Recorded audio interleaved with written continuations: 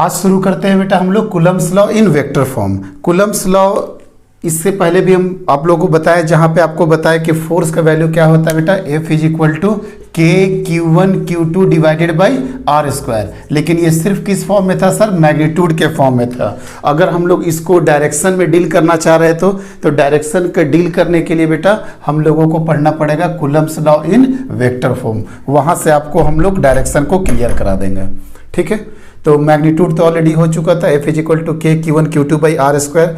अब vector form को deal करने के लिए पहले आपको एक छोटा सा टॉपिक है, देखिए क्लास 12 में जहाँ जहाँ ज़रूरत पड़ेगी क्लास 11 की, वहाँ पे हम आपको एक शॉर्ट नोट्स टाइप का या कुछ ना कुछ कॉन्सेप्ट बताएंगे। बिकॉज कूलम्ब्स लॉ को अभी हम लोग काइनेमेटिक्स के साथ डील करेंगे, सर्कुलर मोशन के साथ डील करेंगे, फ्लूइड मैकेनिक्स के साथ डील करेंगे, SHM के साथ डील करेंगे, वर्क एनर्जी पावर के साथ डील करेंगे।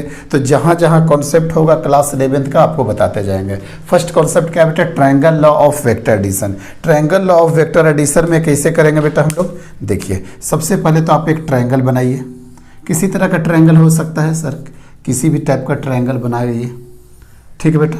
ट्रायंगल का एक साइड अगर आप बोलते हैं कि सर ये साइड A है, ठीक है बेटा, और इसी ऑर्डर में दूसरा साइड क्या है बेटा, B है, तो जो थर्ड साइड होगा वो क्या होगा बेटा, ये ऑपोजिट सेंस में आएगा बेटा। ये देखो एक ऑर्डर में इस तरीके से घूम रहा तो ये ऑपोजिट सेंस में आएगा। तो इसका इक्वेशन क्या हो जाएगा sir, A vector plus B vector is equal to C vector. समझ में आ गया, दो एक ऑर्डर में, तीसरा जस्ट उसके ऑपोजिट। अब मान लेते हैं अगर हम इसको 1 बोले, इसको 2 बोले, तो इसको 3 बोलते हैं, तो बताइए क्या इक्वेशन आएगा, सोच करके देखिए। मान लेते हैं सर यहाँ से शुरू करते हैं, तो 3 plus 2 3 vector plus 2 vector is equal to क्या होगा, देखो एक ऑर्डर में और ये ऑपोजिट ऑर्डर में क्या हो जाएगा बेटा, 1 वेक्टर। मान लेते हैं कोई बच्चा इस तरीके से किया, ये x हो गया, ये y हो गया और ये z हो गया। सर अब इसमें बताइए बेटा क्या होगा, सर सेम ऑर्डर सर ये भी हो गया। अच्छा सर इसके लिए इक्वेशन क्या होगा बेटा, यहाँ से चले थे और वेक्टर में यहीं पे पहुँच गए, मीन्स एक x vector plus y vector plus z vector बराबर 0। कोई दिक्कत नहीं बेटा, ये भी काम कर सकते हैं। इसलिए x vector plus y vector बराबर माइनस z वेक्टर। क्लियर हो गया, z वेक्टर अगर इधर है तो माइनस z वेक्टर को क्या बोलेंगे, इधर। अगर इस तरीके से ऑलरेडी था तो डायरेक्टली आप इसको भी डील कर सकते हैं, x प्लस y, और देखो तो ये ऑपोजिट सेंस में क्या हो जाएगा, z। समझ में आ गया, आसान सा था। Triangle law of vector addition, बहुत ज़्यादा इसमें टाइम नहीं लेंगे, अदरवाइज कॉन्सेप्ट आप लोग को ऑलरेडी बना होगा triangle law of vector addition में, तो इस टॉपिक को स्किप करिएगा। Triangle law of vector addition क्या है, क्लियर बात समझ में आ गया। चलो बेटा अब हम लोग डील करते हैं, यहाँ पे कुछ बातों को समझो। 4 चार्ज है बेटा, Q1 charge, Q2 charge, Q3 charge, Q4 charge. हम बोलेंगे कि यहाँ पे अच्छा सब प्लस है, सब में रिपल्सन होगा। Q1 Q2 को आपस में देखो बेटा, Q1 Q2 आपस में रिपल्सन होगा, तो बताओ फोर्स का डायरेक्शन क्या होगा, फोर्स इधर, और Q2 के साथ क्या होगा बेटा, इधर। पकड़ते चलोगे टॉपिक, यहाँ पे आगे बढ़ जाएगा, स्किप हो जाएगा, कुछ लिखेंगे नहीं, इसी डायग्राम में सब कुछ डील कर देंगे। तो यहाँ पे अगर पॉइंट 1 है, यहाँ पे पॉइंट 2 है, तो इस वेक्टर का नाम क्या होगा बेटा, बस नाम पर बताना सिखा रहे हैं। फोर्स किस पे देख रहे हैं, ऑन 1, किसके कारण, ड्यू टू 2, वेक्टर लगा दो। यहाँ वाला फोर्स का नाम क्या होगा सर, किस पे फोर्स लग रहा है फिर बेटा, F ऑन 2 ड्यू टू किसके कारण, 1। क्लियर हो गया सर। अब अगर मान लेते हैं F1 और F3 को कंबाइंड करिए, 1 और 3 की बात करें बेटा, 1 और 3 के, तो बताओ तो इस पे कौन सा फोर्स हो जाएगा सर, किस पे फोर्स लग रहा है, 3 वाले पे, F on 3 due to 1 vector में। अब इधर लगा है तो इसी डायरेक्शन में इधर भी आ जाएगा, कितना आ जाएगा बेटा, F ऑन 1 ड्यू टू 3। बता और कोई डील करे, चलो 2 और 4 को सर डील करिए सर। 2 और 4 में अगर रिपल्सिव फोर्स होगा तो दोनों को कंबाइंड करेंगे, बताओ तो फोर्स इसी डायरेक्शन में जाएगा कि नहीं बेटा। अब इस फोर्स का नाम क्या हो जाएगा, किस पे फोर्स लगा है बेटा, F on 4 due to 2, vector का साइन लगा दीजिए। इस पे क्या हो जाएगा sir, F on 2 due to 4। I think एकदम कॉन्सेप्ट क्लियर हो गया। क्या होता है, जिस पे होगा उस पे ऑन और किसके कारण, ड्यू। क्लियर बात समझ में आ गया।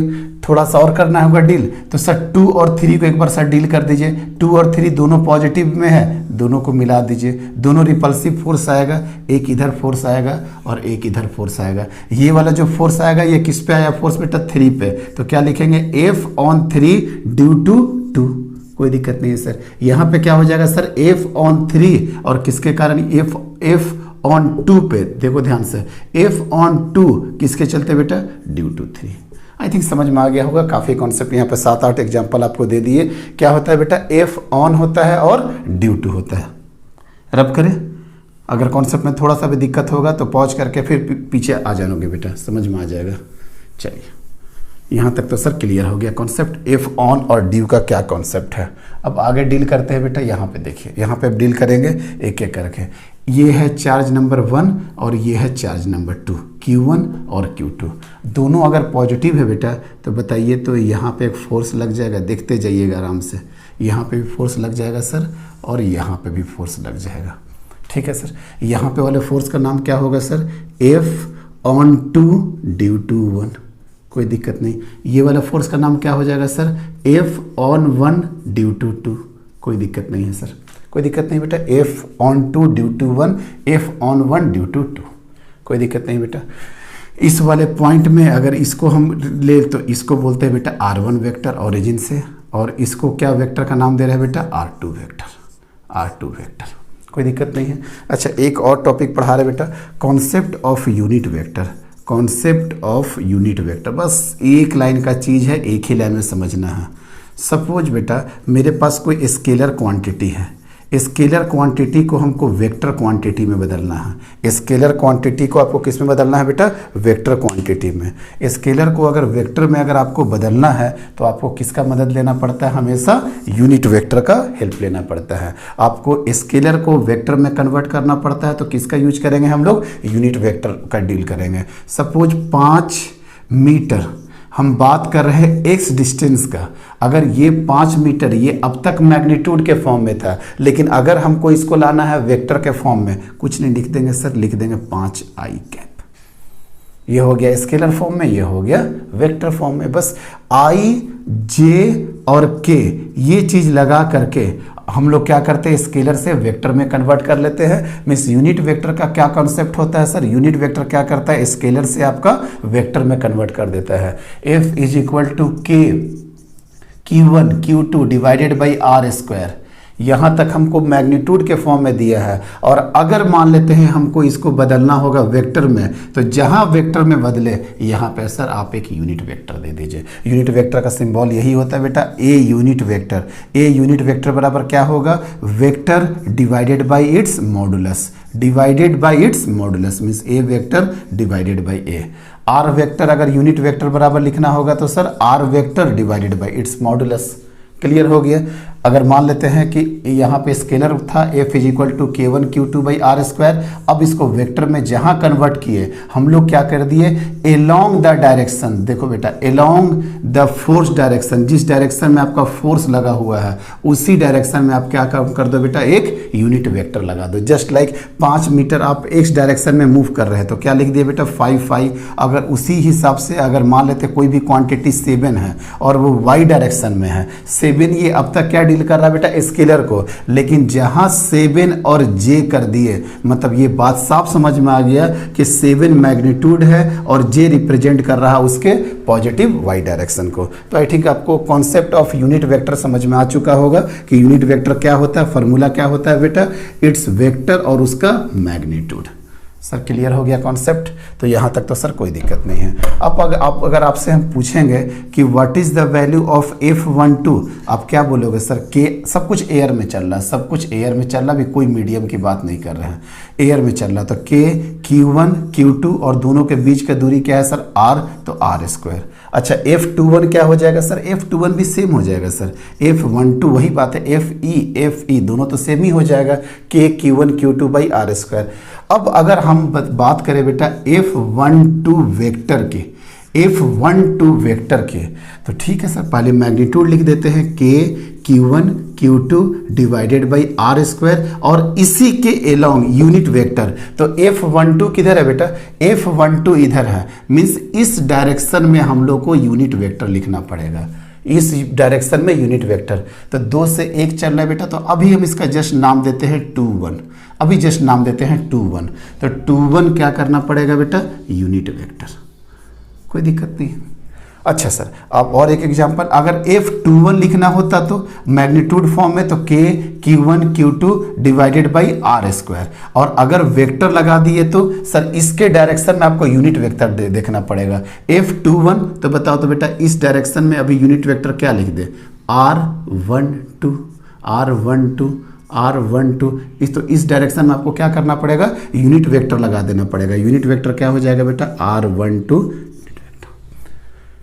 क्लियर हो गया। मैग्नीट्यूड के फॉर्म में सर सिर्फ इतना आता, और वेक्टर के फॉर्म में एक यूनिट वेक्टर से मल्टीप्लाई हो गया। फिर से बता रहा है, F12 21 में कन्फ्यूजन मत लगा, लास्ट में कंक्लूड कर देंगे, चीज़ें एकदम सिंपल हो जाएगी। अभी समझने के लिए समझो, F12 इस डायरेक्शन में है तो इसी डायरेक्शन में आपको यूनिट वेक्टर का जरूरत पड़ेगा। तो ये 21 है, तो अभी 2 से 1 की तरफ यूनिट वेक्टर लगा दिए। कुछ भी ले सकते थे, x ले सकते थे, y ले सकते थे। F21 तो 21 मैग्नीट्यूड के फॉर्म में तो आ ही चुका, डायरेक्शन के फॉर्म में लाने के लिए इसी डायरेक्शन में आपको क्या करना पड़ेगा, एक यूनिट वेक्टर लगाना पड़ेगा, मींस R12। अब बार बार बोले कि इसको x भी मान सकते थे, सपोज इसको हम अगर x मान लेते, इसको अगर हम y मान लेते तो क्या हो जाता, F12 क्या हो जाता, x कैप हो जाता है, बात खत्म। F21 के डायरेक्शन में क्या किए हैं, y, तो क्या हो जाता बेटा, y कैप हो जाता, ये वाला नहीं रहता, ये नहीं रहता। सिंपल से बात समझ में आ गया। थोड़ा सा बोर्ड के लिए डेरिवेशन भी अच्छा सा हो जाए, इसी कारण से 1 to 21 लेकर के चल रहे, यहाँ तक तो सर कोई दिक्कत नहीं है। चलिए सर, बिफोर द टाइमिंग इसको हटाते हैं। अब हम पूछते हैं बेटा, अगर इसको हम थोड़ा सा तोड़े और अगर इसको थोड़ा सा ये करें तो F12 बराबर क्या हो जाएगा, K Q1 Q2 divided by are square. R21 unit vector है तो R21 vector divided by its modulus, divided by its modulus, कोई दिक्कत नहीं। मॉडुलस तो सर इसका जो भी मॉड होगा क्या होगा बेटा, R ही होगा, सभी इसका मॉड क्या है, R। मीन्स यहाँ पे अगर देख पा रहा होगा आप तो F12 बराबर K Q1 Q2 divided by are square, और ये R चूंकि इसका मोड क्या है बेटा, इसका मॉडुलस क्या है, R, तो क्या हो जाएगा बेटा R3। लेकिन यहाँ पे क्या आ गया, R21 वेक्टर। इसी तरीके से जब यहाँ पे करिएगा तो R21 वेक्टर बराबर क्या होगा बेटा, K Q1 Q2 divided by R3, और ये क्या हो जाएगा सर, R12 वेक्टर। मीन्स कहीं ना कहीं सर हमको R12 वेक्टर और R21 वेक्टर निकालेंगे, बस मेरा वेक्टर फॉर्म में कूलम्स लॉ खत्म हो जाएगा। अभी तुरंत निकाल के आपको बता देते हैं बेटा, देखो समझने का कोशिश करो, समझने का कोशिश करिए। ये तो बेटा है R1 वेक्टर, ये क्या है बेटा R2 वेक्टर, और एक बार हम इसको बताया है कि क्या है बेटा, ये R12 वेक्टर। बताइए तो बेटा इक्वेशन लिखने का कोशिश करो। जब इक्वेशन लिखने का कोशिश करेंगे तो बताइए क्या होगा, R1 वेक्टर, कोई दिक्कत नहीं है, प्लस देखो प्लस R12 वेक्टर बराबर, देखो ऑपोजिट सेंस में है कि नहीं बेटा, R2 vector. Means R12 vector बराबर क्या हो गया बेटा, R2 vector minus R1 vector, कोई दिक्कत नहीं है। और जब सर इसको डील करना होगा तो इसको डील करना होगा तो बेटा उसको भी डील कर देते हैं। उसको डील कैसे करेंगे सर, देखिए ये तो है R1 वेक्टर, ये है बेटा R2 वेक्टर, और ये वाला कौन सा वेक्टर दे रहे हैं बेटा, R21 वेक्टर। तो बताओ बेटा R21 वेक्टर कैसे होगा। अब यहाँ से नहीं लिखना शुरू करेंगे, पहले देखेंगे दो कौन सेम ऑर्डर में है, दोनों जो सेम ऑर्डर में है पहले वो लिखेंगे। R2 वेक्टर बोलना बेटा, R2 vector plus R21 vector बराबर क्या हो जाएगा बेटा, R1 vector. Means R21 vector बराबर R1 vector minus R2 vector. I think concept clear हो गया। मीन्स R12 वेक्टर बराबर क्या हो गया, R2 vector minus R1 vector, और R21 वेक्टर बराबर क्या हो गया, R1 vector minus R2 vector. कोई दिक्कत नहीं है बेटा, ये तो क्लियर हो गया था। फोर्स ऑन 1 ड्यू टू 2, अभी सबका जरूरत नहीं है। अब हम लोग आराम से लिखते हैं बेटा। देखिए F ऑन 1 2 वेक्टर क्या निकाले हैं बेटा, F ऑफ 1 2 वेक्टर क्या निकाले हैं, K Q1 Q2 divided by R3, और यहाँ पे क्या है बेटा R21 वेक्टर, R21 वेक्टर। क्या हो जाएगा बेटा, k q1 q2 divided by r³ r21 vector. देख बेटा r21 वेक्टर क्या हो गया बेटा, यहाँ पे r1 vector minus r2 vector. कोई दिक्कत नहीं है सर। अगर इसको डील करें तो F21 देखो ना बेटा, नीचे ऑलरेडी यहाँ पे गिवन है F21 क्या हो गया, k q1 q2 divided by r³ और ये देखो बेटा r12 वेक्टर क्या हो गया बेटा, k q2 divided by r³ r12 vector क्या हो गया बेटा, r2 vector minus r1 vector. क्या हो गया, r2 vector minus r1 vector. बिल्कुल कंफ्यूज नहीं होना है। 1 2 2 1 सब इसलिए किए हैं कि बोर्ड में डेरिवेशन अगर आए तो आराम से आप लोग Coulomb's law in vector derive भी कर लो। थोड़ा 1 2 2 1 स्टैंडर्ड होता है, अदरवाइज हम एक्स वाई लेकर के चलते हैं और सिंपल हो जाती है। और अभी तुरंत हम सिंपल भी कर देते हैं बेटा। बस यहाँ पे आपको क्लियर हो गया R12 वेक्टर कैसे निकाले, ये इस तरह से घूम लिए। R21 वेक्टर कैसे निकाले, क्यों यूनिट वेक्टर का यूज कर रहे हैं। यूनिट वेक्टर का क्या रोल होता है, स्केलर से वेक्टर में अगर कन्वर्ट करना है तो आप एक यूनिट वेक्टर लगा दो, वो स्केलर से वेक्टर के तरफ हो जाएगा। क्लियर हो गया बेटा। ये सब हटाते हैं, ये सब कुछ हटाते हैं, नोट कर लिए हो। चलो ये सब कुछ हटा देते हैं। चलिए देखो तो बेटा यहाँ पे आपको एक ऑर्डर पता लग जाएगा।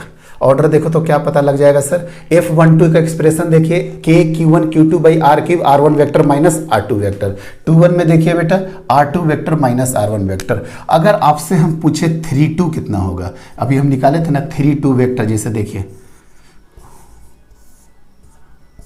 अगर हम ये सब कुछ निकाले, मान लेते हैं 2 1 निकाले, 2 3 निकाले, 3 4 निकाले, इस तरीके से बहुत सारा निकाले, 1 2 निकाले, इसके कारण f ऑफ 1 3 निकाले, इतने सारे फोर्स है। मान लेते हैं कहीं पे हमको फोर्स पूछा और वो पूछ रहा 3 2 में, तो F32 कितना हो जाएगा बता सकते हो बेटा, k q3 q2, देखो बेटा इसी का कॉपी पेस्ट कर रहे हैं, डिवाइडेड बाई 3 और 2 के बीच का दूरी, 3 और 2 के बीच का दूरी को क्या हो गया बेटा, क्यूब इनटू, अब बताओ क्या वेक्टर हो जाएगा, R3 vector minus R2 vector. बात खत्म। इससे पहले हम लोग और निकाले थे 4 3 पे, मान लेते हैं f ऑफ 4 ऑन 3, देखो बेटा इस तरीके से, सपोज इस तरीके से आ रहा 1 2 3 4, और हम पूछ रहे हैं क्या कि बताइए यहाँ पे 3 और 4 दोनों पे पॉजिटिव चार्ज है, Q3 और Q4, तो ये वाला फोर्स कितना हो जाएगा बेटा, F ऑन 4 ड्यू टू 3।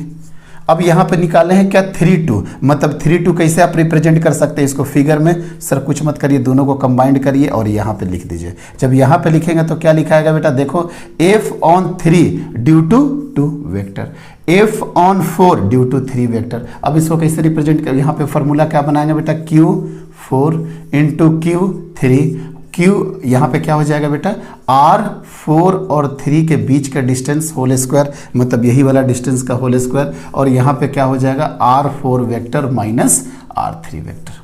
समझ में आ गया। अब टाइम पास नहीं करेंगे, 5 4 4 1 3 1 3 2, समझ में आ गया बेटा एक ऑर्डर जो फॉलो किए। अब लास्ट में आप कंक्लूजन क्या निकालिएगा, लास्ट में कंक्लूजन ये निकालेंगे सर जो कि मोस्ट इंपॉर्टेंट है। देखो बेटा f ऑफ m और n की अगर बात करें वेक्टर के फॉर्म में, क्या हो जाएगा बेटा, k charge on m charge on n divided by r, m और n के बीच का जो दूरी होगा उसका मॉडुलस का cube into rm vector minus rn vector.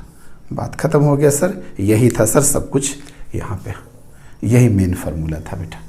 इसको आराम से आप लोग नोट करिए, बहुत स्टैंडर्ड रिजल्ट है। कुछ भी आए, 3 2 आए, 1 2 आए, 1 3 आए, 4 3 आए, 5 4 आए, कुछ भी आ जाए पूरा का पूरा इससे डील हो जाएगा। तो यही था बेटा Coulomb's law in vector form, note कर लीजिए। अब इसके कुछ आउटकम्स बता रहे हैं बेटा, नोट कर लीजिए पॉज करके। अब इसके आउटकम्स आ जाइए। आउटकम्स जब आए सर, जब हम आउटकम्स आए तो सर आउटकम्स नंबर फर्स्ट देखो बेटा, देखते जाइए आउटकम्स क्या क्या है, बहुत मोस्ट इंपॉर्टेंट होगा यहाँ पे इसके आउटकम्स।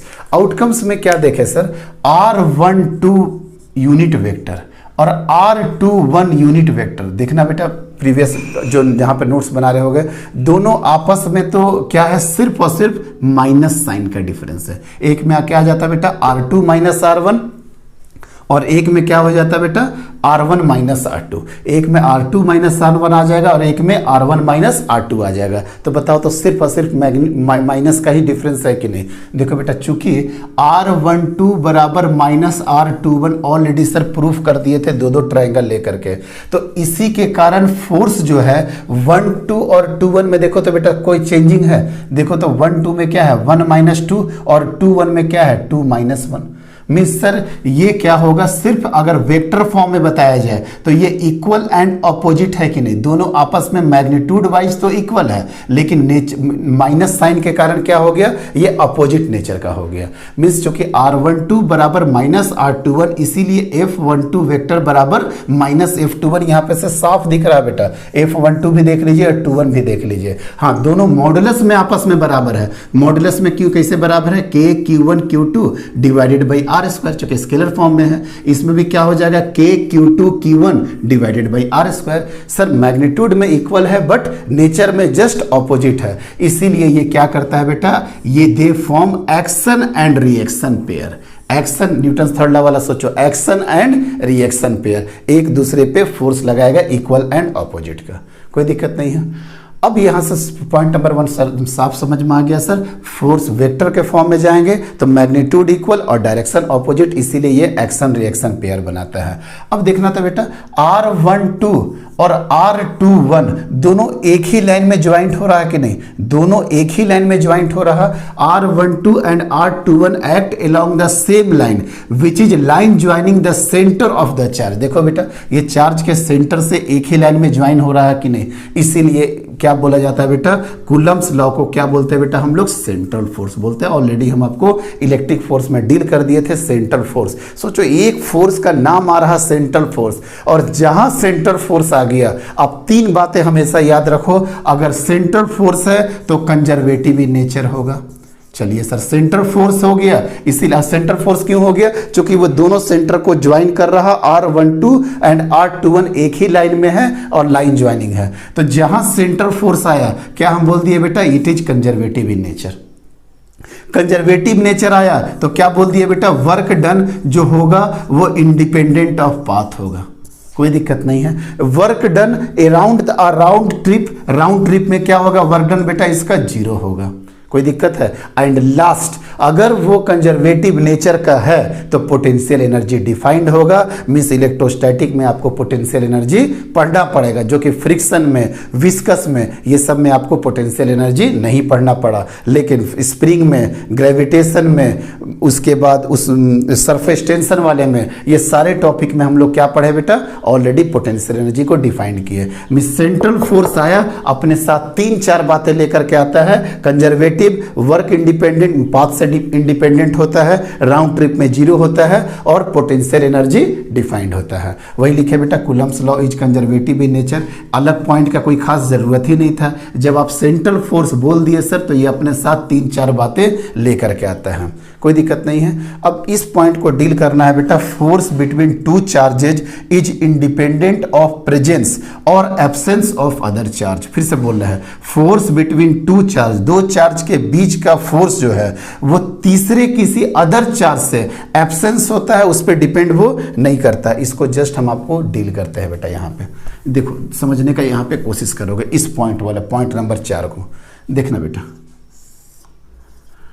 ठीक है। ये है Q1, ये है Q2, ध्यान से समझोगे। Q1 हो गया, ये Q2 हो गया। जब ये, अब बताओ 2 पे कितना फोर्स होगा बेटा, 2 पे फोर्स होगा सर 2 ड्यू टू 1 वेक्टर में, कोई दिक्कत नहीं है। अब एक तीसरा चार्ज लेके आ जाओ, तीसरा चार्ज, थर्ड चार्ज जब लेकर के आए तो बताओ तो बेटा ये थर्ड चार्ज के कारण 2 पे कितना फोर्स लगेगा। सर कुछ मत करिए, सबसे पहले आप इसको मिला दीजिए, इसको मिला दिए बेटा, और यहाँ पे क्या नाम लिखेंगे, F on due to 3 vector के फॉर्म में। अब सुनोगे ध्यान से, अब यहाँ पे कॉन्सेप्ट ये है बेटा कि ये है Q1, ये है Q2। अब F21 किसके कारण आया, F21 आया सर 1 के कारण। F21 किसके कारण आया, 1 के कारण आया। और F23 किसके कारण आया, 3 के कारण आया। 21 आया 1 के कारण और 23 आया 3 के कारण। तो यही बोलना चाह रहे हैं, क्या 21 वाला को 23 से कोई मतलब है, नहीं सर कोई मतलब नहीं है। 2-3 वाले को 2-1 से कोई मतलब है? कोई मतलब नहीं है, यही तो लाइन लिखे, force between two charges is independent of presence और absence of other charge. Miss इसको कोई डिपेंडेंट नहीं है, 2-1 वाले का कोई मतलब नहीं है 2-3 से, 2-3 वाले का कोई मतलब नहीं है 2-1 से। अगर मान लेते हैं कोई by the way Q4 charge आ जाता है, सपोज Q चार्ज Q4 आ जाता है, तो बताओ बेटा 2 पे अब क्या इसका इफेक्ट होगा? कुछ मत करिए सर, इसको पहले कंबाइन कर दीजिए सर, और यहाँ पे जो फोर्स जाएगा इसका नाम होगा 2 ड्यू टू 4। अब बताओ तो बेटा तीनों इंडिपेंडेंट टू ईच अदर है कि नहीं? वो अलग बात है कि 2 पे फोर्स बढ़ता जा रहा है, पॉइंट 2 पे अलग अलग फोर्स आकर के 2 पे the value of force increases gradually, but 2-1 को ना 2-3 से मतलब है, ना 2-1 को 2-4 से मतलब है, 2-4 को 2-1 से कोई मतलब नहीं है। समझ में आ गया? ये सारे इंडिपेंडेंट है। वो अलग बात है कि Q2 पे फोर्स बढ़ता जा रहा। सर कॉन्सेप्ट क्लियर हो गया? एंड लास्ट पॉइंट नंबर 4 तक लास्ट सुनो बेटा, यहाँ है 1, यहाँ है 2, तो यहाँ पे कौन फोर्स होगा? 2-1, यहाँ पे कौन फोर्स होगा? 1-2, वेक्टर लगा देते हैं, वेक्टर लगा देते हैं। 1-2 या 2-1 कितना होगा sir? K Q1 Q2 by are square. यहाँ पे क्या होगा? K Q2 Q1 by are square. देखो बेटा, क्या F12 0 हुआ? नहीं सर। F21 0 हुआ? नहीं सर। लेकिन दोनों को अगर आपस में मिला दिया जाए, नेट फोर्स क्या हो जाएगा? नेट फोर्स बराबर हो जाएगा F12 प्लस F21 बराबर 0, equal and opposite to each other. तो क्या हो जाएगा? Net force 0। किसी भी दो चार्ज सिस्टम की बात कर रहे हैं, Q1 और Q2 का, तो नेट फोर्स 0 हो गया, but individual force may be exist और नॉट एग्जिस्ट। यहाँ पे इंडिविजुअल फोर्स एग्जिस्ट कर रहा, बट नेट फोर्स क्या हो गया बेटा? 0 हो गया। और जहां पे नेट फोर्स 0 हो गया, आंख बंद करके वहां पे मोमेंटम को आप कंजर्व कर दीजिए। जहां पे भी F नेट बराबर 0, आप क्या करोगे बेटा? मोमेंटम कंजर्व कर दो, और सेंटर ऑफ मास भी क्या होगा बेटा? रेस्ट कंडीशन में चला जाएगा सेंटर ऑफ मास भी, मींस मोमेंट जहां पे भी आपका क्या हो गया बेटा? फिर से रिपीट कर देते हैं, F नेट आपका 0 हो गया, मे बी F12 रहे ना रहे, F21 रहे ना रहे, बट सिस्टम पे F नेट 0 हो गया, मींस मोमेंटम आपका क्या हो गया बेटा? कंजर्व हो गया, means m1 v1 plus m2 v2। और सेंटर ऑफ मास भी कहां चला जाएगा बेटा? रेस्ट में चला जाएगा। सेंटर ऑफ मास भी अगर रेस्ट में चला जाएगा तो क्या होगा बेटा? m1 x1 plus m2 x2 is equal to 0। ये सारी बातें थी बेटा about the Coulomb's law in vector form. अब इसके जब सवाल कराएंगे, न्यूमेरिकल्स कराएंगे, तब कॉन्सेप्ट क्लियर हो जाएगा। इस फार्मूला को हमेशा ध्यान रखना, इससे पूरा का पूरा कूलम्ब्स लॉ एक ही बार में डील हो जाएगा। mn तो qm qn दोनों के बीच का डिस्टेंस का whole cube, rm vector minus rn vector. अब सिर्फ और सिर्फ न्यूमेरिकल्स कराएंगे। यही सारे थ्योरी था बेटा कूलम्ब्स लॉ में। अब हमको लगता है 1 या 2 लेक्चर पूरा का पूरा कंप्लीट क्या लगेगा? न्यूमेरिकल्स में। जर्नी अभी जस्ट हम बताए थे पॉइंट नंबर 4 में बेटा, F21 0 पॉसिबल नहीं है, F12 हो सकता है 0 नहीं हो, बट F नेट अगर 0 होता है, अगर F नेट अगर आपका 0 होता है बेटा, तो क्या होगा? आपका मोमेंटम कंजर्व हो जाएगा। कहीं पे भी अगर F नेट 0 हुआ तो आपका मोमेंटम क्या होगा बेटा? Conserve, means initial momentum is equal to final momentum. तो चलो बेटा, एक सिस्टम है, जस्ट आपको एक एग्जांपल से डील कर रहे हैं। एक सिस्टम है Q1 चार्ज Q2 चार्ज, दोनों आपस में रिपल्सिव करेगा, चूंकि दोनों पॉजिटिव चार्ज है। Q1 पे मास है बेटा 2 × 10⁻20 kg, और Q2 पे मास है 4 × 10⁻20 kg। Q2 वाला जो चार्ज है वो रिपल्सन के कारण 10 मीटर पर सेकंड के स्पीड से राइटवर्ड डायरेक्शन में भाग रहा। तो ये पूछना चाह रहा कि Q1 पे क्या वेलोसिटी आएगा? बस सिंपल सा बात है। समझ में आ गया क्वेश्चन? एक बार अटेम्प्ट कर सकते भी आप लोग, हालांकि बहुत बेसिक है। ऑलरेडी आपको हम पहले हिंट कर चुके हैं कि मोमेंटम कंजर्व करना है बेटा। तो इसका मोमेंटम इसका मोमेंटम कंजर्व कर दो, m1 v1 plus m2 v2। Initial में दोनों रेस्ट में थे, बाद में एक v1 वेलोसिटी से भागेगा, एक v2 वेलोसिटी से भागेगा। आपको पता चल रहा होगा कि ये v1 वेलोसिटी से इधर जाएगा, तो दूसरा v2 वेलोसिटी से इस साइड जाएगा। चूंकि वेलोसिटी क्या है बेटा? वेक्टर क्वांटिटी है, तो एक को पॉजिटिव लेंगे तो दूसरे को निगेटिव लेंगे। तो देखो बेटा, m1 v1 मास, m1 v1 10 मीटर पर सेकंड में, kg मीटर पर सेकंड। इसका क्या हो गया? 2 × 10⁻⁻20 20। अब यहाँ पे दो बातें हो सकती है कि अगर इसका वेलोसिटी अगर हमने v मान लिया और अगर पॉजिटिव मान लेते हैं यहाँ पे, तो अपने आप यहाँ पे माइनस आ जाएगा बेटा, अपने आप यहाँ पे माइनस आ जाएगा। और हम पहले से मान बैठे हैं कि नहीं ये इधर जाएगा, तो हम इसको माइनस ले लिए। समझ में आ गया? कुछ बच्चे बोलेंगे सर प्लस क्यों लिए? प्लस अगर लेते तो ऑलरेडी वेलोसिटी क्या आ जाता है, -20 मीटर पर सेकेंड। मीन्स इस डायरेक्शन में वेलोसिटी नहीं आएगा, किस डायरेक्शन में आएगा बेटा, ऑपोजिट डायरेक्शन में। तो सर ऑपोजिट डायरेक्शन में मान लिए, इसलिए माइनस लगा दिए, इसलिए v इक्वल टू 20 मीटर पर सेकेंड। बहुत आसान सा क्वेश्चन था। अगर इसका जस्ट मास आधा है, अगर ये 10 से भागेगा तो ये 20 से भागेगा। एक क्वेश्चन ये भी पूछ सकता था मोमेंटम कंजर्व से कि अगर मान लेते हैं कि ड्यूरिंग द रिपल्सन ये 2 सेंटीमीटर डिस्प्लेस हुआ राइटवर्ड डायरेक्शन में, राइटवर्ड डायरेक्शन में 2 सेंटीमीटर राइटवर्ड डायरेक्शन में गया, तो ये किस डायरेक्शन में और कितना मूव करेगा। तो ऑब्वियसली है, फिर से बताए थे एफ नेट 0 है, मीन्स मोमेंटम कंजर्व्ड है, मीन्स सेंटर ऑफ मास क्या रहेगा बेटा, रेस्ट पे। तो उसके लिए क्या फार्मूला निकाले हैं बेटा, देखिए यहाँ पे क्या सिंपल सा फार्मूला है, m1x1 प्लस m2x2 बराबर 0।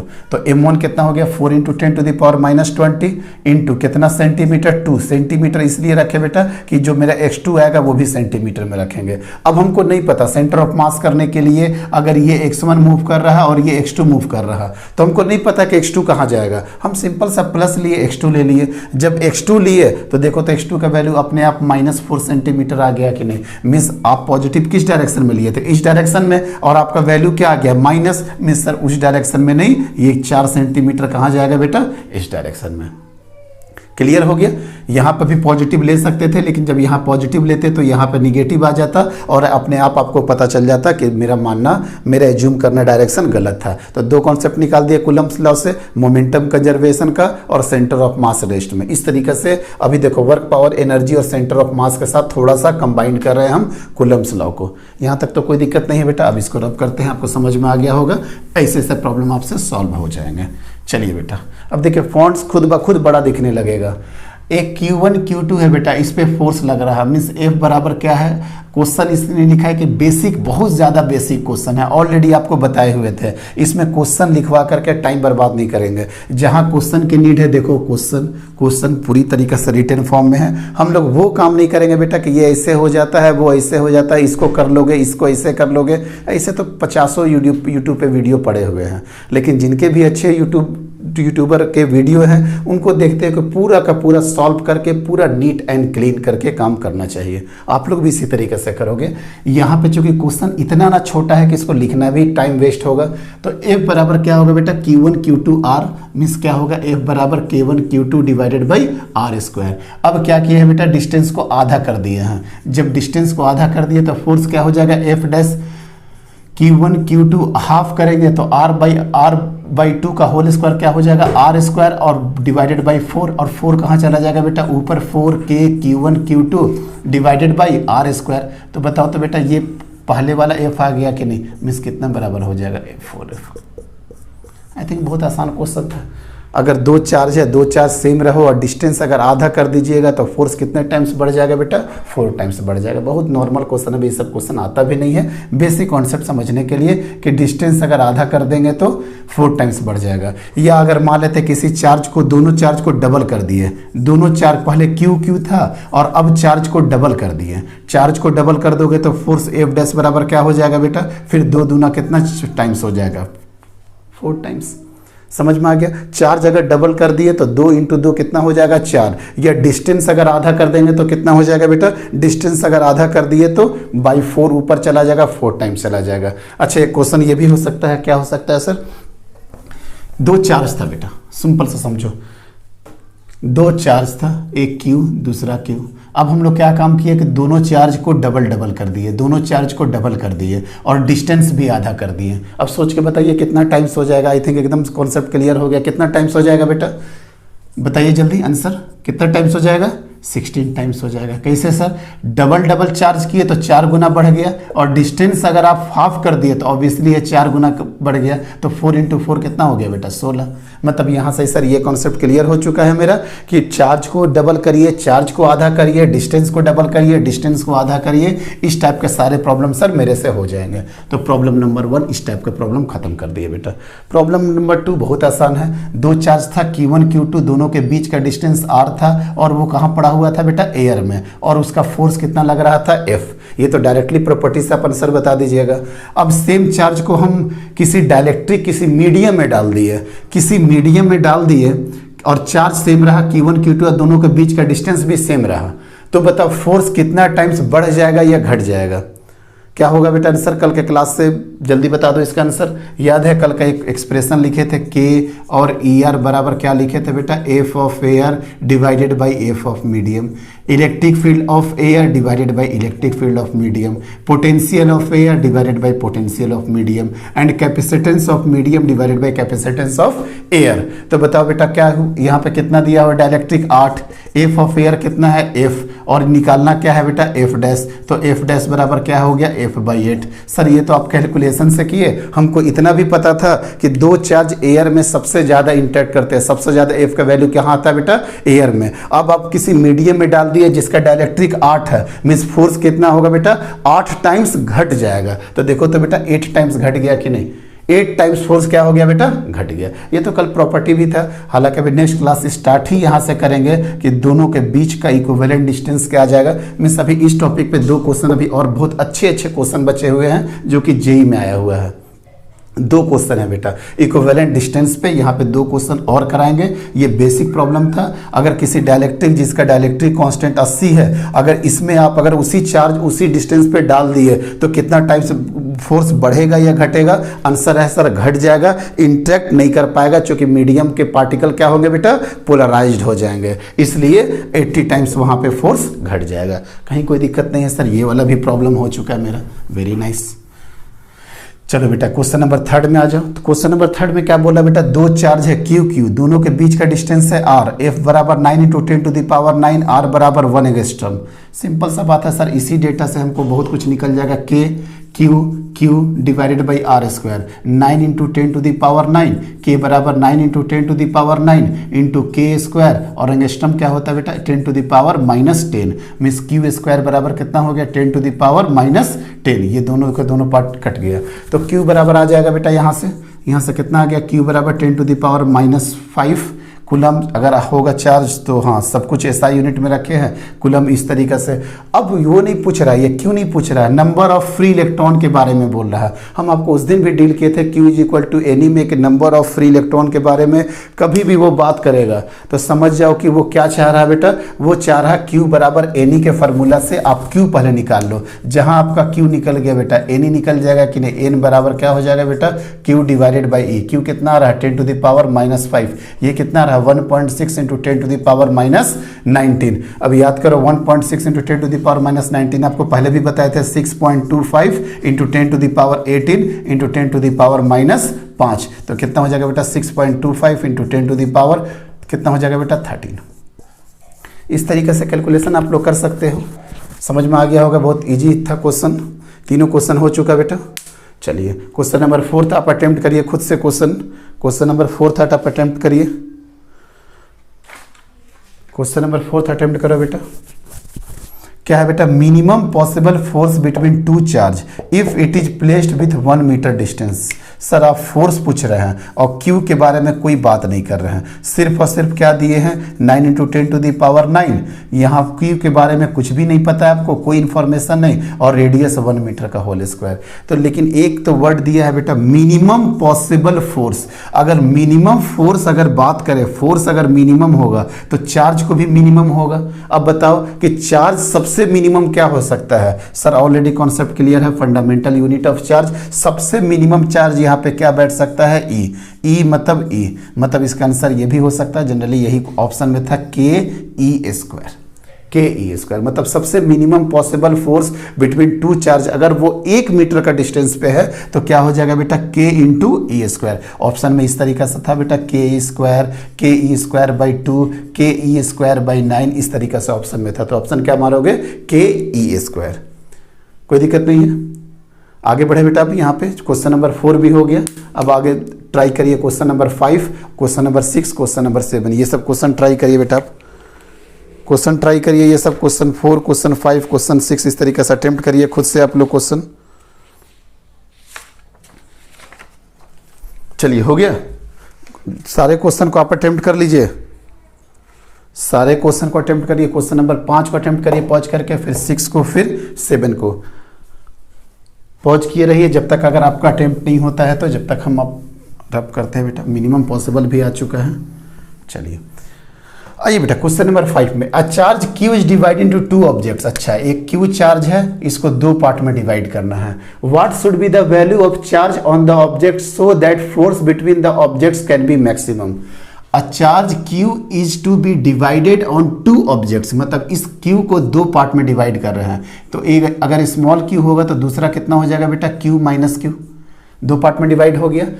What should be the value of the charges on the objects, objects पे कितना चार्ज होगा, सो that force between the objects can be maximum. अच्छा, फोर्स को मैक्सिमम होना, पहले फोर्स कितना हो जाएगा वो देख लेते हैं। फोर्स कितना हो जाएगा, K 2 पार्ट में बटा बेटा Q into Q minus small q divided by दोनों के बीच का डिस्टेंस का होल स्क्वायर।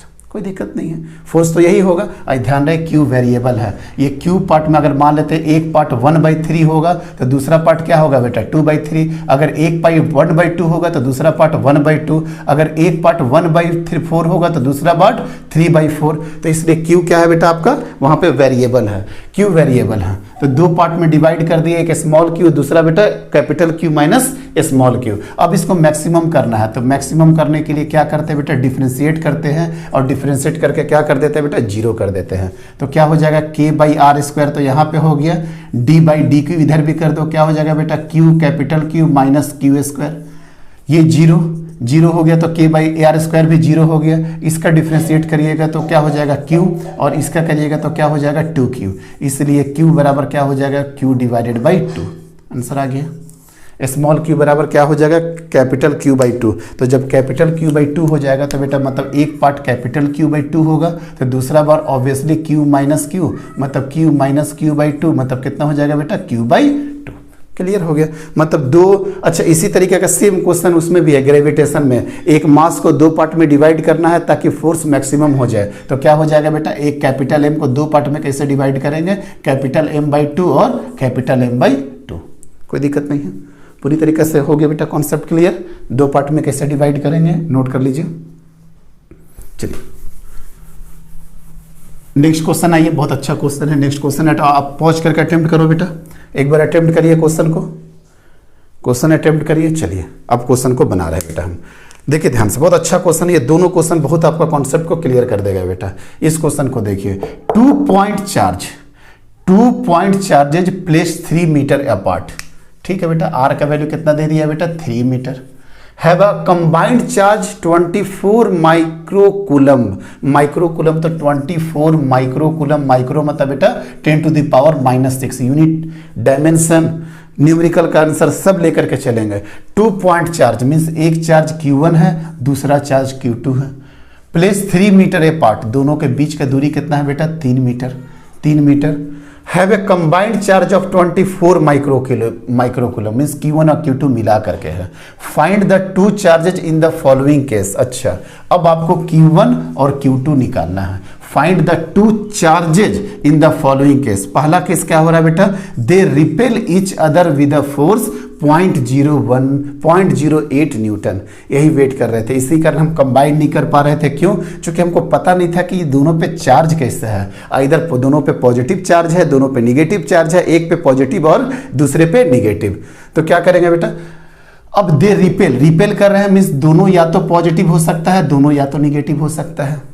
तो देखिए पहला केस क्या बना बेटा, Q1 प्लस Q2 बराबर 24 माइक्रोकूलम। क्यों? चूंकि दोनों रिपेल कर रहे हैं इसलिए दोनों चार्ज को अभी हम पॉजिटिव ले लिए, निगेटिव भी ले सकते थे, कोई दिक्कत नहीं है। दोनों के बीच का डिस्टेंस क्या है बेटा 3 मीटर, कहीं कोई दिक्कत नहीं है। निकालना क्या है Q1 और Q2, यही निकालना है Q1 और Q2। फोर्स निकालने वगैरह का कोई ज़रूरत है क्या? फोर्स हम लोग डील करेंगे यहाँ पे, कोई नीड ही नहीं है फोर्स डील लेकर। अच्छा ज़रूरत है सर, फोर्स कितना दे रहा है 0.08 न्यूटन। तो ठीक है सर, जब फोर्स डील आ रहा तो Q1 Q2 divided by R²। F कितना दे दिया है बेटा 0.08 न्यूटन। ठीक है, K का वैल्यू कितना हो गया बेटा 9 इंटू 10⁻9 Q1 Q2। अच्छा बात ध्यान से समझो, 24 माइक्रो कूलम कंबाइंड करके चार्ज है, तो Q1 कुछ रहा होगा, Q2 कुछ रहा होगा। हो सकता है Q1 हो गया आपका 12 तो ये भी हो जाएगा 12, हो सकता है एक 10 तो एक कितना हो जाएगा 14, एक हो जाएगा मान लेते हैं 8, इसी हिसाब से दूसरा क्या हो जाएगा 16। तो देखो कुछ भी होगा बेटा, तो दोनों micro coulomb micro coulomb micro coulomb सब माइक्रो कूलम में होगा कि नहीं।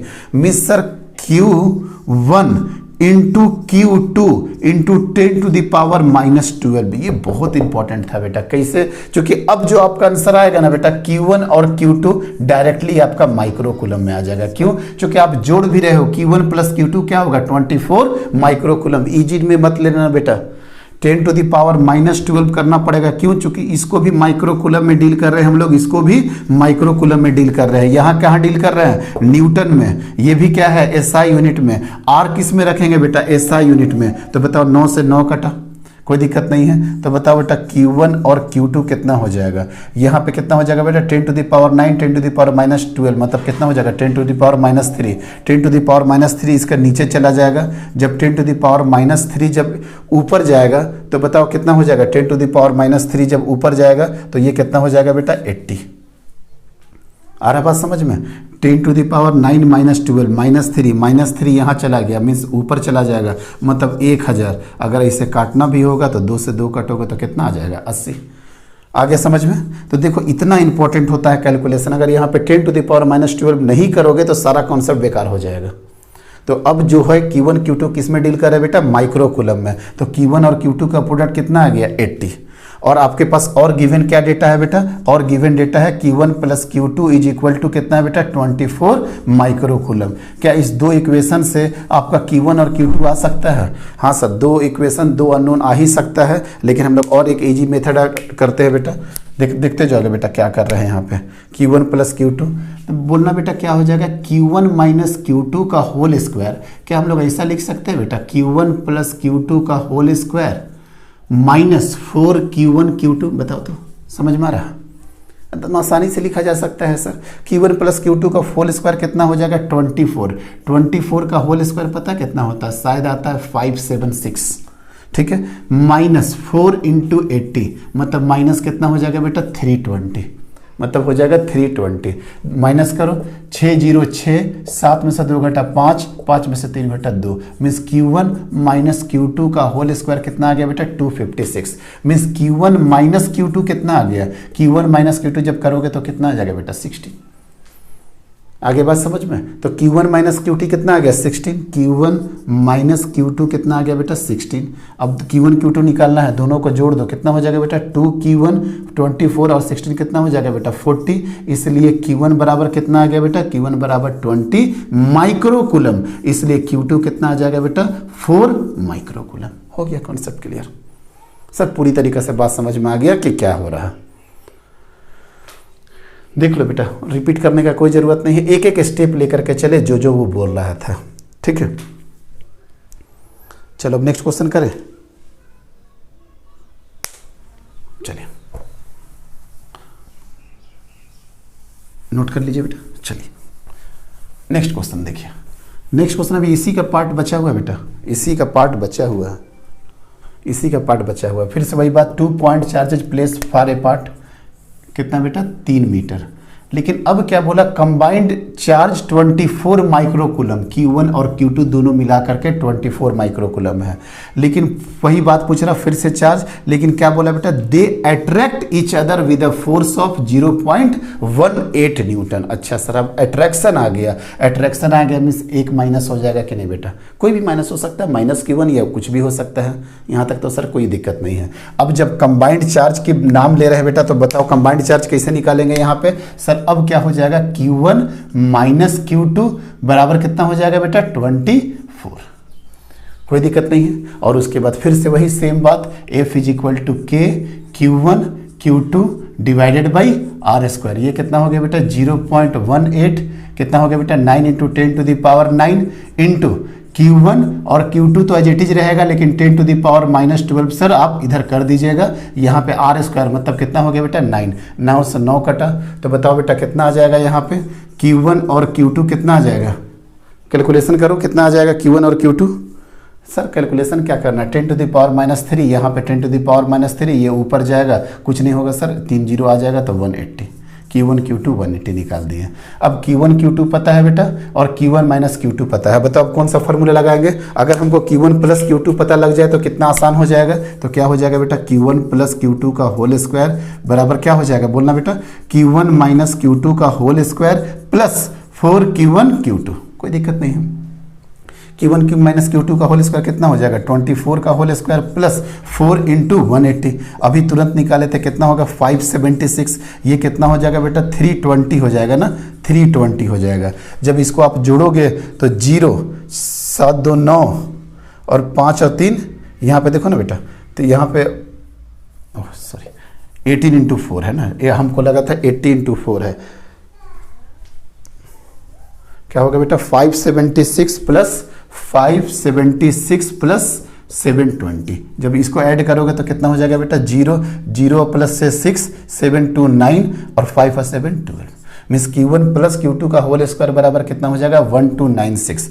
अब Q1 + Q2 कितना हो जाएगा, Q1 + Q2 सर इसका होल स्क्वायर कैसे निकालेंगे, हाँ बताइए कैसे इसका होल स्क्वायर निकालेंगे, कोई आइडिया।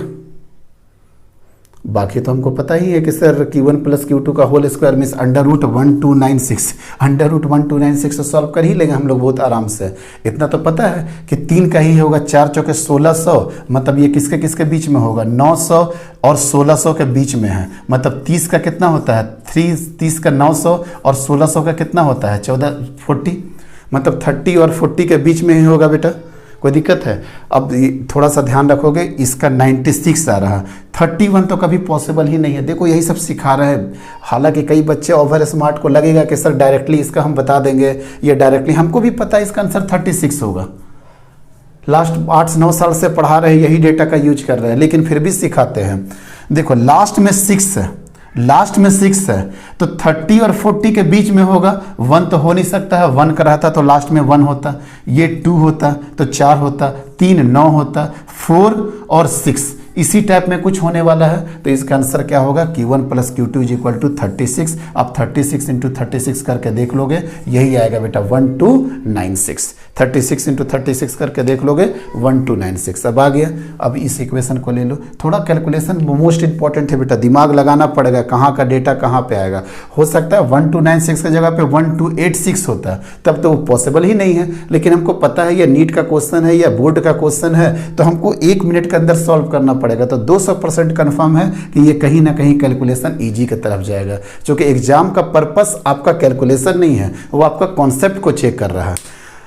Q1 + Q2 36 हो गया बेटा, और ऊपर से क्या आएगा बेटा Q1 - Q2 बराबर कितना आ जाएगा बेटा 24, दोनों को ऐड करो बेटा तो कितना हो जाएगा 2Q1 बराबर कितना हो जाएगा 60, इसलिए Q1 बराबर कितना हो जाएगा बेटा 30, Q1 कितना आ गया 30, और दोनों को मिला के 24 है, तो Q2 को कितना होना पड़ेगा सर, ऑब्वियसली Q2 को कितना होना पड़ेगा 6, लेकिन यूनिट क्या होगा सर माइक्रो कूलम और माइक्रो कूलम।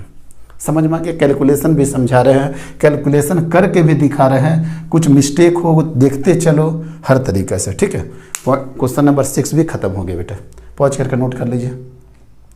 तो क्या क्या आंसर आया बेटा, एक का आंसर क्या आया था बेटा, इससे पहले वाले का आंसर क्या था, इसके पहले वाले का आंसर था 20 और 4, देखो कंबाइंड करके हो गया, चूंकि दोनों रिपेल कर रहा और यहाँ पे अट्रैक्शन है तो 30 और 6 हो गया आंसर।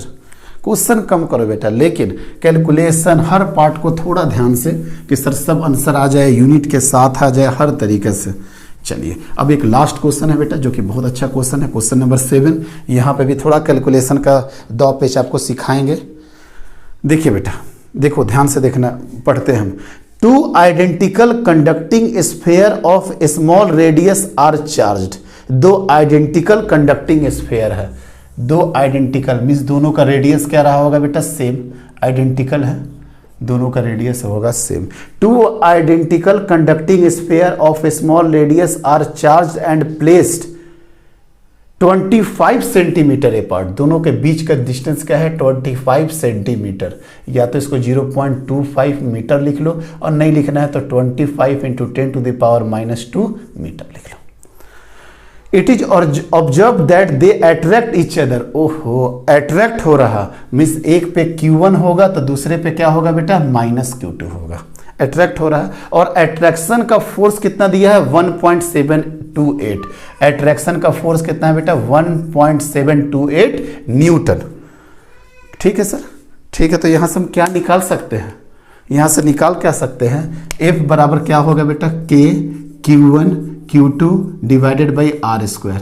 F बराबर कितना हो गया, 1.728 बराबर 9 into 10⁻9 into Q1 into Q2। Sign नहीं ले रहे हैं चूंकि अट्रैक्टिव फोर्स का वैल्यू ही दे रहा है ये, डिवाइडेड बाई R स्क्वायर। अच्छा, R कितना है सर, 25 इंटू 10⁻2 का होल स्क्वायर।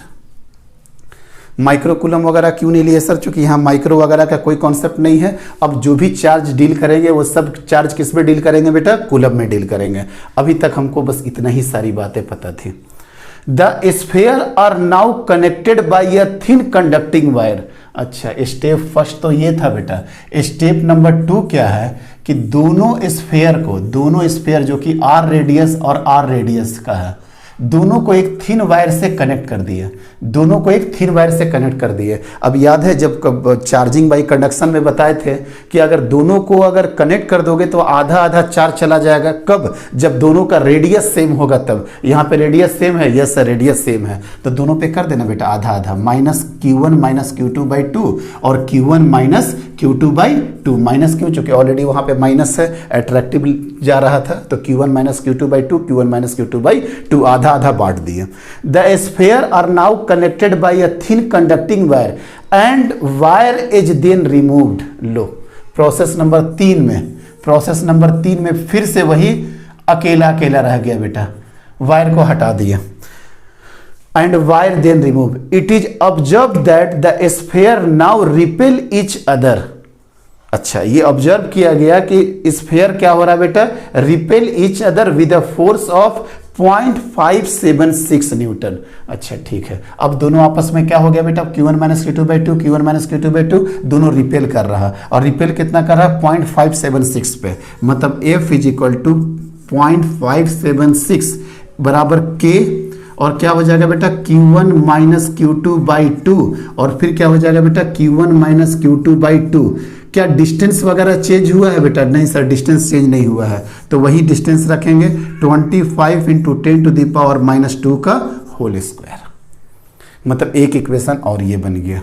अब दो इक्वेशन है और Q1 और Q2 सॉल्व करना है। क्या आपसे सॉल्व हो पाएगा, यही तो पूछ रहा, find initial charge on the sphere, यही तो पूछ रहा Q1 और Q2। अब यहाँ पे मेरे पास एक ऑप्शन है कि ठीक है बेटा दो इक्वेशन है, दो चार्ज है, यहाँ से सॉल्व कर लेना, लेकिन आपको सॉल्व साथ में करना पड़ेगा। देखिए थोड़ा सा डेटा देखिए कमाल का, थोड़ा कमाल यहीं पे हमको लगा 0.576 और 1.728, कहीं ना कहीं दोनों को देख के लग रहा कि ये डेटा आपस में कट रहा। देखो ना बेटा 6 × 18 एक हासिल, 6 × 18 आराम से हो जाएगा। हमको लगता है ये 3 टाइम्स में है, अगर 3 टाइम्स करते हैं बेटा, देखो तो अगर इसको 3 से मल्टीप्लाई कर दो तो 6 × 18, 7 × 3 21, 2 और 5 से 15, 1.728। देखो तो 3 से मल्टीप्लाई करने से आ रहा कि नहीं। मिस कुछ ना कुछ तो सर लॉजिक है, ये डेटा देखने में काफ़ी कॉम्प्लिकेटेड लग रहा मिस ये, लेकिन 3 से जो मल्टीपल है ना मिस, कहीं ना कहीं कुछ ना कुछ कॉन्सेप्ट है बेटा, इसमें कुछ ना कुछ कॉन्सेप्ट है। चलो हम कोशिश करते हैं आपके साथ में करने का, आपके साथ में हम करने का थोड़ा सा कोशिश कर रहे हैं। आप लोग भी एक बार कैलकुलेशन देखते जाओ बेटा, क्या करना है कैसे करना है। देखो देखिए 1.728 into 625 into 625 into 10⁻⁻4 divided by 9 into 10⁻9 बराबर क्या हो गया बेटा Q1 और Q2। अब इसको सॉल्व करना है। जब इसको सॉल्व करना है सर, लीजिए ना सर, ये जरूर कुछ ना कुछ देखो तो कटेगा। 9 पॉइंट पहले आ जाएगा एक बार में बेटा, एक बार में किए तो कितना हो गया 82 मीन्स 9981 मीन्स 18, मतलब 0.192, तो कितना आ गया बेटा 0.192 इंटू 625 इंटू 10⁻⁻13 बराबर क्या आ गया बेटा Q1 इंटू Q2। अब इसको मल्टीप्लाई करके देखो, मल्टीप्लाई जब करोगे आप, जब आप मल्टीप्लाई करोगे बेटा तो बताओ कितना आ जाएगा 625। कोशिश करो, कोशिश करते रहो, कोशिश करते रहिए तभी हो पाएगा।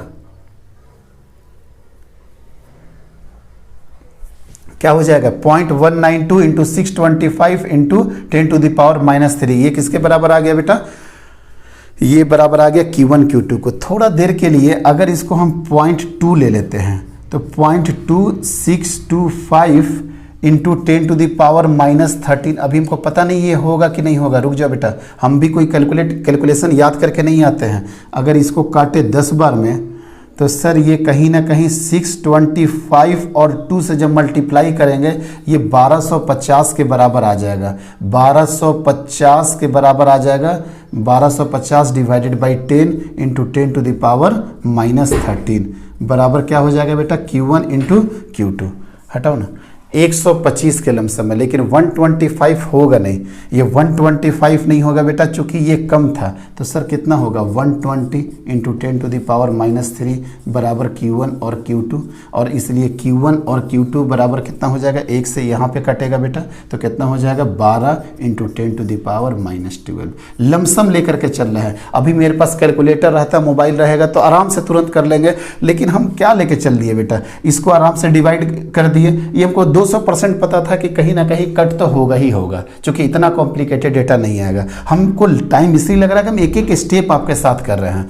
तो 0.192 को थोड़ा देर के लिए क्या ले लिए बेटा, 2 के साथ डील कर लिए। अब 125 तो नहीं होगा, थोड़ा कम होगा, चलो आसानी के लिए 120 ले लेते हैं। तो कितना हो गया 12 इंटू 10⁻⁻12। कोई मल्टीप्लाई वगैरह नहीं किए। तो सर Q1 Q2 का तो प्रोडक्ट आ गया। अब सर यहाँ पे देखते हैं, इसका जब करेंगे बेटा 0.576 इंटू कितना हो जाएगा बेटा, 625 इंटू 10⁻⁻4। 625 यहाँ पे कितना हो जाएगा बेटा 9 इंटू 10⁻9, और यहाँ पे क्या हो जाएगा Q1 माइनस Q2/2 का होल स्क्वायर।